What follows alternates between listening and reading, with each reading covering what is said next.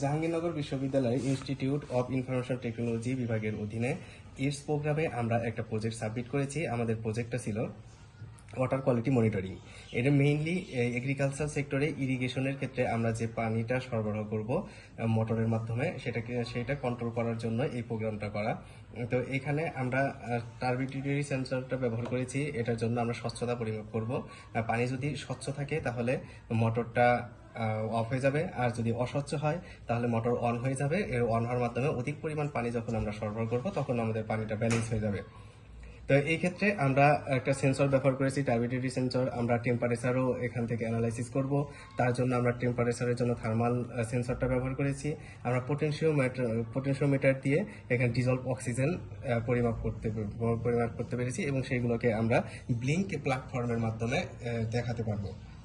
আমরা এটা চাইলে ঘরে বসে কন্ট্রোল করতে পারবো, আমরা ডেটাটা নিতে পারবো, এবং সেই ডেটা নিয়ে আমরা পরবর্তীতে এগ্রিকালচার সেক্টরে আর কিভাবে ইমপ্রুভ করা যায় ইরিগেশনের ক্ষেত্রে সেই ব্যাপারে আমাদের একটা টোটাল ডেটাবেস তৈরি হবে, পরবর্তীতে ব্যবহার করা যাবে। Thank you. এক্ষেত্রে আমরা ব্লিঙ্কের মাধ্যমে ভার্চুয়াল পিন 0-র মাধ্যমে আমরা টার্বিডিটি ডাটাটা দেখাবো। আমরা ভার্চুয়াল পিন 1-এর মাধ্যমে টেম্পারেচার ডাটা দেখাবো, এবং ভার্চুয়াল পিন 2-এর মাধ্যমে ডিজলভ অক্সিজেন ডাটা দেখাবো। এখানে আমরা মোবাইল অ্যাপসের মাধ্যমে আমরা একটা মোবাইল অ্যাপস ক্রিয়েট করেছি। সেই অ্যাপসের মাধ্যমে আমরা এগুলো ঘরে বসে এগুলো দেখতে পারবো, ডেটাগুলো, এর পরিবর্তনটা, এবং কন্ট্রোলও করতে পারবো। এটা এখানে 3 ধরনের পানি নেওয়া হয়েছে। এটা ছিল স্বচ্ছ পানি, নর্মাল পানি যেটা, আর এখানে আছে আমাদের মাটি মেশানো অস্বচ্ছ পানি, আর এই জায়গায় আছে লবণ মেশানো পানি, লবণাক্ত পানি আছে। আমরা এখানে যদি ভ্যালু নিয়ে দেখি তাহলে টেম্পারেচারের পরিবর্তন দেখা যাচ্ছে। এখানে দেখুন, আমরা যখন লবণ পানির মধ্যে নিচ্ছি আমাদের থার্মাল সেন্সরটা, তখন এখানে টেম্পারেচারের কিছু পরিবর্তন দেখা যাচ্ছে।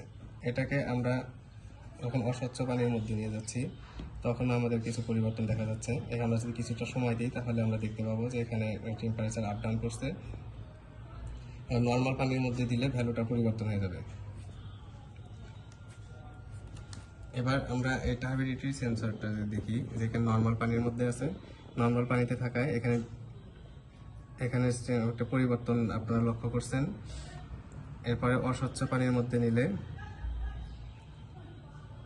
কিছুটা সময় লাগবে, সময় দিলে আমাদের এই পরিবর্তনটা ভালোভাবে দেখা যাবে। আমরা যদি এখানে স্যালাইন ওয়াটারের মধ্যে নিই, স্যালাইন ওয়াটারের মধ্যে নিলে অনেকটা বেশি পরিবর্তন দেখা যায়।